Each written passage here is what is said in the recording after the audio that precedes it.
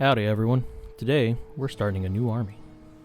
In my last video that wasn't Viking rap, I mentioned that I wanted to do one of three armies: the Sisters of Battle, the Custodes, or Alpha Legion. At the time, I had some minis coming in the mail for all three factions, but with that massive snowstorm that blew through the US, some things got a bit delayed. I was gonna pick an army based on what minis I got my hands on first. Work has been pretty hectic lately, so honestly, sometimes, I'd say the majority of the time, I would just come home and play some video games like Valheim or something. We got a couple of things. Look at where we're on the map, and then I'm gonna ping where we're trying to get to. I said we should walk north and then cross the river in a raft. That would have taken like 5 minutes. And here I are, an hour later, in the middle of the Gulf of fucking Mexico. We're partying, dude. It's a literal hour later. If I wasn't doing that, I was chopping up minis and making random scratch builds out of all the spare shit I have laying around. But before I knew it, I had a small handful of what I would consider cultists that I was really happy with that you'll most likely see sometime in the future. That combined with the boxes that came in the mail, a Start Collecting Chaos Space Marine box that I got for actually a pretty good deal, and a 1000 Suns Start Collecting box I got for not such a good deal, I took my first steps into my fall of chaos. Don't worry, Sisters and Custodes will rear their heads up on the channel eventually. I'm still working out the Sisters lore though, but for now, Alpha Legion. Out of all the legions, I'd say Alpha Legion is definitely my favorite. I had considered some other legions, like Emperor's Children or World Eaters, not just the Legion, but like Warbands, based off of those legions, but Alpha Legion is just kind of everything I love. From their craftiness to their big bag of tricks, versatility, the espionage, the sabotage, the aesthetics, it's all there. However, my favorite Chaos God is Slaanesh by a long shot. Alpha Legion in particular aren't bowed to one god, which I do like, but for my Alpha Legion warband, I wanted to do something a little more god-specific. Some ideas were thrown around briefly, but I quickly came to the conclusion that I definitely wanted the majority of my warband to be dedicated to Slaanesh. While Slaanesh is mostly quickly recognized for being the space god of hentai, I wanted to angle my warband towards more the Emperor's Children roots that helped influence the trajectory of my current army. They have kind of a perfectionist streak to them, which combined with the Alpha Legion, I'll say, modus operandi of chaotic warfare, really encapsulates this sort of paradoxical, perfectionist, chaotic nature, which kind of segues into the next point, is the name of the warband. The name of the warband was something I lightly toyed with in my previous video. However, if you'll remember, I had this revelation, so to speak. I realized that Brothers Paradox were just those two fuckers from the first season of Yu-Gi-Oh! So the name of the warband being a Yu-Gi-Oh! Reference, I'm not sure if that makes it worse or better. I'm leaning towards better because it's stupid, and I think if I did it, I wouldn't have any self-respect for myself anymore, but fuck it. Oh, fuck it, no. If I'm doing anything, that's their name, I've decided. True to my word, I decided to stay with it. But the best part about this name is that it's like an ogre. On the surface, it's a nod to their parent legion and its mysterious roots and methodology. It even plays off the old Alpha Legion meme history, whatever, of their twin Primarchs and their convoluted schemes. But even more so because, according to the history books, there was only one Primarch, and he was killed, right? Another layer down is the Yu-Gi-Oh! Reference.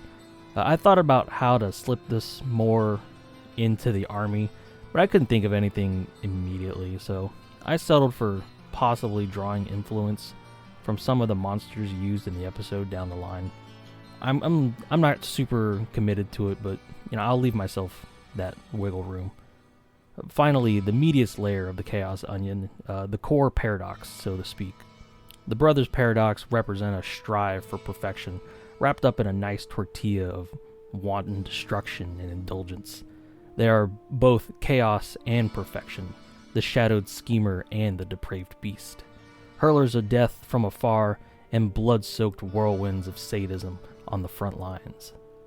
What isn't a paradox is the fact that I've been really struggling with the aesthetics of this army, mainly on the color. I can't really decide on anything.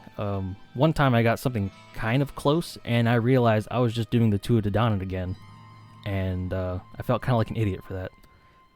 So for now, I'm gonna kind of skip over the color scheme and, more importantly, the army symbol. I went through a lot of variations with like the themes of like duality, parity, infinity. I considered something akin to an Ouroboros in the shape of like an infinity sign, like he twisted over himself.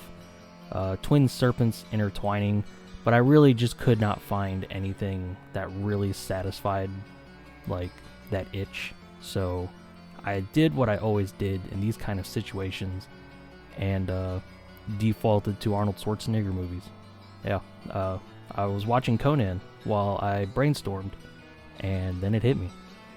A standard. A symbol.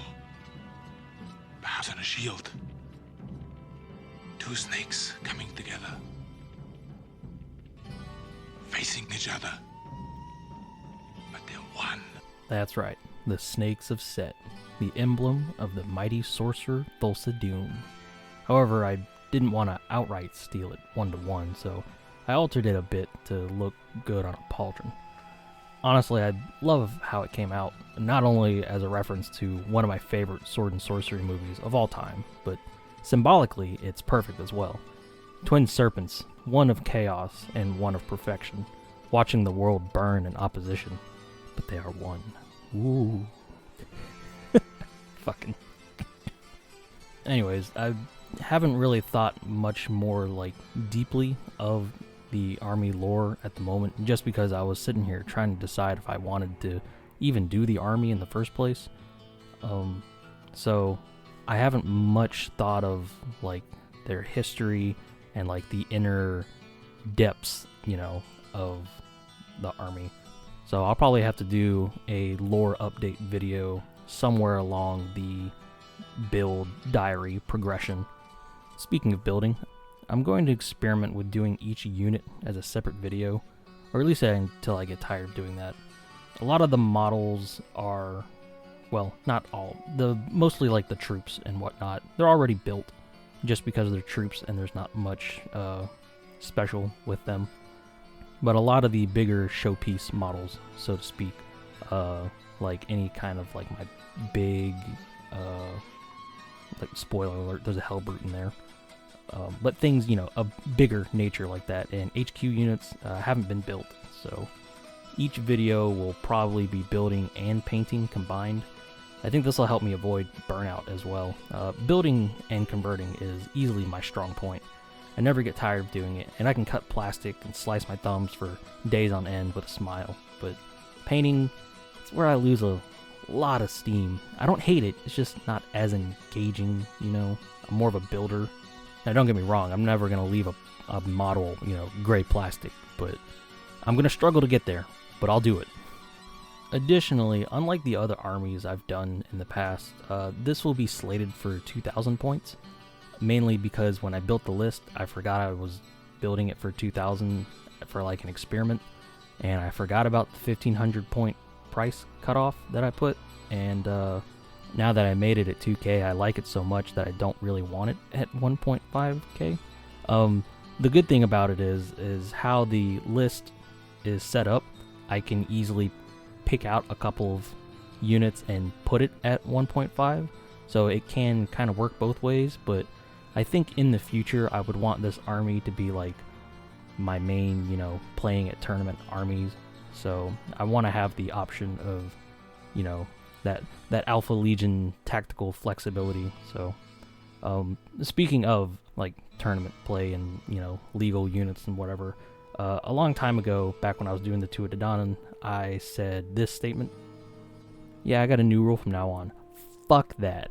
Legends is on the table, boys. I didn't like how the Tuatha had to lose out on fucking Chaplain Dreadnought, so with my depraved indulgence into the depths of chaos, I'm stating that legend models are a go on this channel. That being said, there is a small point allowance in there to take out any Legends units that I have and put in, like, you know, normal tournament legal equivalents. So, but yeah, I mean, if I'm playing friendlies, Legends is always a, you know, that's an option, but the once in a blue moon I go up and play somewhere, I want to be able to, you know. So that's the majority of the game plan for the Brothers Paradox. Next time you see me, we'll take a look at some of the first set of models I've got prepared. Most likely some troops, and come on, phone alarm, don't go on, I'm recording. Hopefully by that time I'll have chosen a color scheme as well, and I think I'll try to do a little bit of lore per building video, but there will be that kind of lore video, which also reminds me I never got around to make the fucking lore videos for the other two armies, god damn it. I knew I was forgetting something. Holy shit, that's so overdue. Okay, maybe we'll do that in the future as some kind of like revisitation special, whatever. But alright, I'm committed. I'm gonna at least do the lore video for this army. It'll happen, I swear to God. But yeah, I can't think of anything else to say at the moment, so I'm just gonna go. So thank you for watching. Hope you stay tuned to see what comes out, and I'll see you next time.